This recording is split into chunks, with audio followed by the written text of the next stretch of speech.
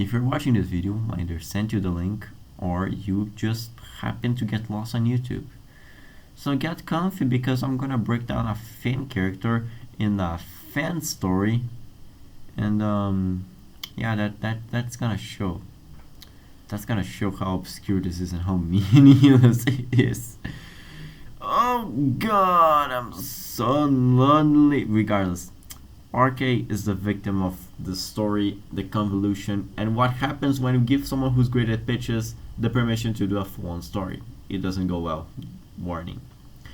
RK starts off strong. His character pitch is strong. He's a godlike with endless power creature that has no weaknesses, cannot die, is aware that he's in a world constructed by fiction, and he makes full use of it. He pulls pages from the literal script to know what's going on. You cannot betray this guy. He'll just literally read that you're trying to betray him. He is extremely powerful. He's an all-seer, an all-doer. He can stop time. He can move time at will. He literally duplicated a timeline so he can have his own story.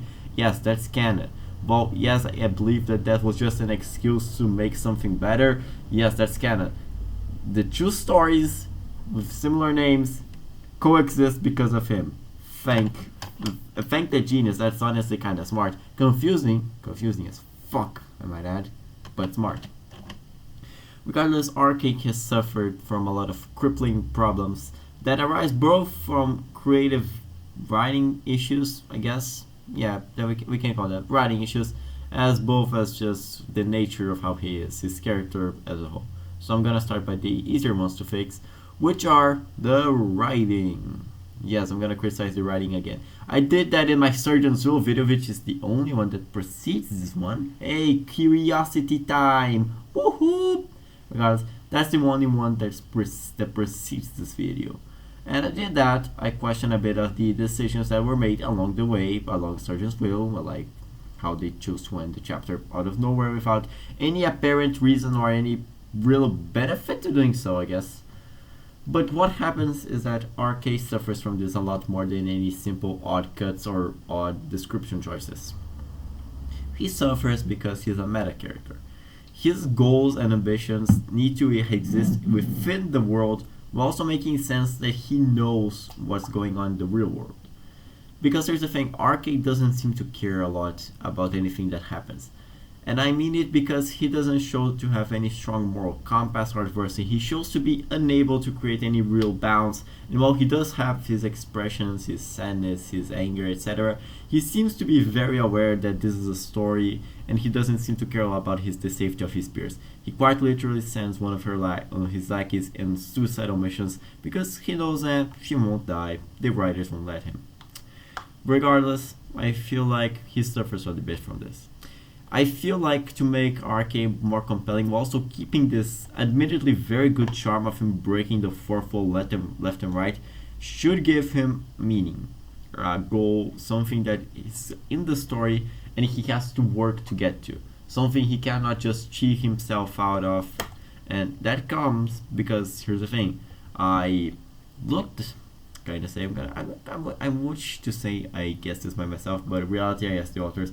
He does have a goal, and from what I know with the various hints dropped out, he does have someone he cares and loves dearly, and you know, that's great. It shows a sort of weakness to him, I guess, but it also is not a weakness. I like this because it doesn't diminish him, and villains like RK really benefit from when no one knows their weakness or if they straight up don't have one to an emotional level. They cannot be shaken, bargained with, or even extorted out of information from fear. And RK seems to have that. He knows very well that he's in his game, and he is at his most powerful when he's in full control of the situation, which due to his power is almost never. Which brings me to a second point I have, and I'm gonna nicely transition over, which is RK doesn't feel either threatening or threatened. Whenever RK is on the screen, be that against an enemy or as the protagonist, or as the enemy, sorry. Regardless, whenever he's on screen, the situation just kind of loses a bit of stakes. Because here's the thing, Arcade doesn't seem to be challenged by anything that's in the world as of yet.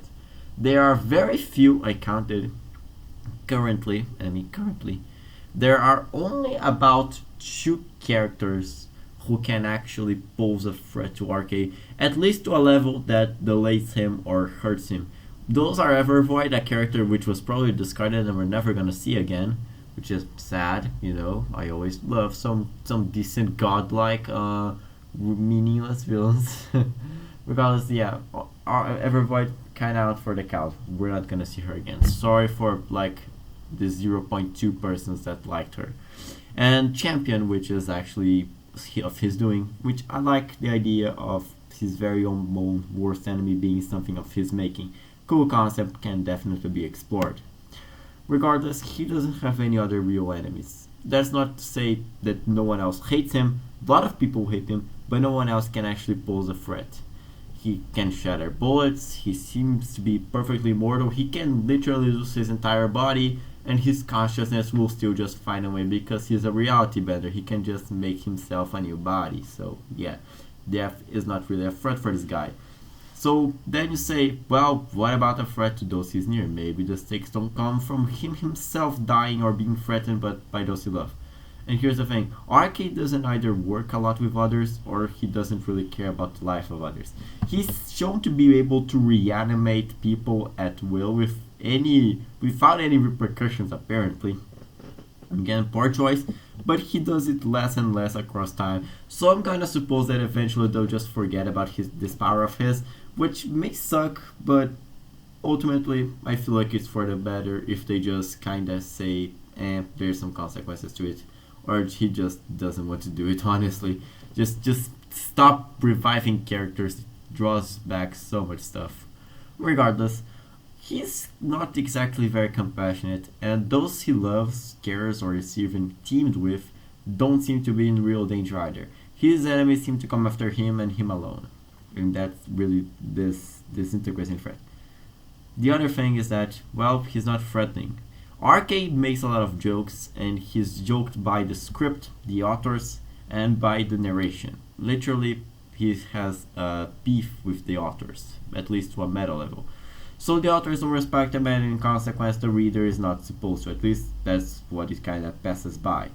And that's hard because when you have a villain that is told, at least, again, he's not very proactive. Gotta get into that sooner or later.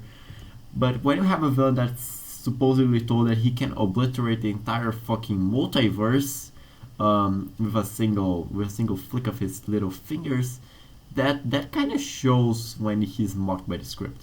He's not treated as a threat by the authors, and that kind of shows. He's treated as a threat by the authors. Everyone's fucking shitting their pants at him. They fight back. Classic stuff of an invincible villain so far. But the authors don't treat him as a menace, and that kind of draws back his potential because there's only so much he can be threatening on when nothing he does is describing as threatening. He also doesn't treat himself very seriously. Now here's the thing, villains making jokes or villains having comedy tied to them can work really well and can work really bad. If the villain makes jokes or is just a living joke or is joked by others, he's not gonna be threatening. Take like example Kylo Ren. That after that dude was shown that wide in that shot with no shirt, no one ever took him seriously again. He was Kylo the white boy, and that was the end of his threat. He's never treated as menacingly. People joke about him. Other villains in the Star Wars sequel get joked by.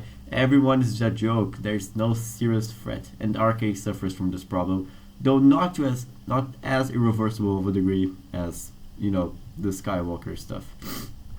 Regardless, that can be fixed, and I hope it does because it's easy to fix. Write more scenes where Arcade is treated seriously. I'm not saying dish the comedy because here's the thing: when a villain makes jokes that land menacingly, that goes to show. Like take for example the Joker. That motherfucker laughed when being dangled over a giant building.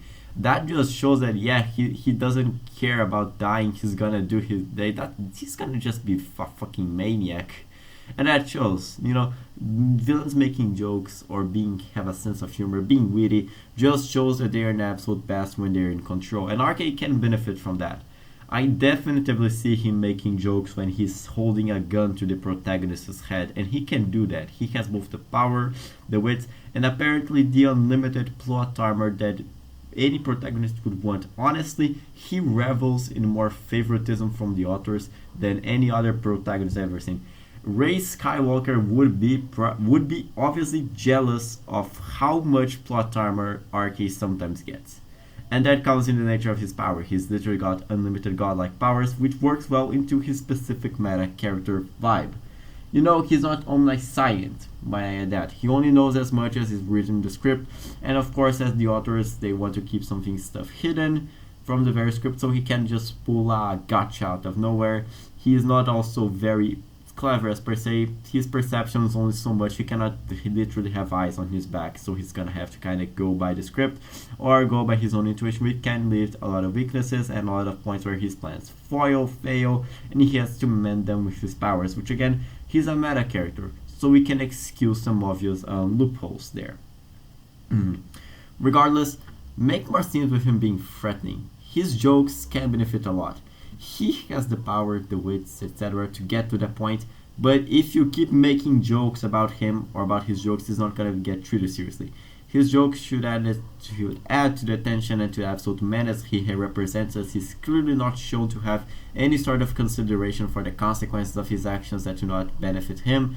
So he should not be treated as such. He should be treated as a menace, and that's my final advice for writers. RK is a menace. He's a menace to the story, he's a menace to the protagonist, he's a menace as a whole, and he should be treated as such. You can keep the jokes, but the jokes should mostly come from RK himself being in the full control of the situation, and from some slight, maybe situational humor, but the jokes should not come from the writers or the script, because that just severely undermines his potential threat, and kind of ridiculous as him. It's like Hans. I'm gonna go back to the Skywalker stuff. Sorry, I cannot say sequel stuff. I continue going to Skywalker, but yeah, like Hans, the guy was supposed to be menacing, but you just literally swept him across the floor, and now no one can take him seriously. Don't make the same mistake as that. Also don't go the Snoke path. He was good, maybe, but then you just got that shot that was kind of disappointing. So yeah. Overall advice: make RK more threatening, give him an objective, and make him a character that's meta but also fits in his role in the story. That's it. I really don't know how you got this far, but I'm glad you did. Bye.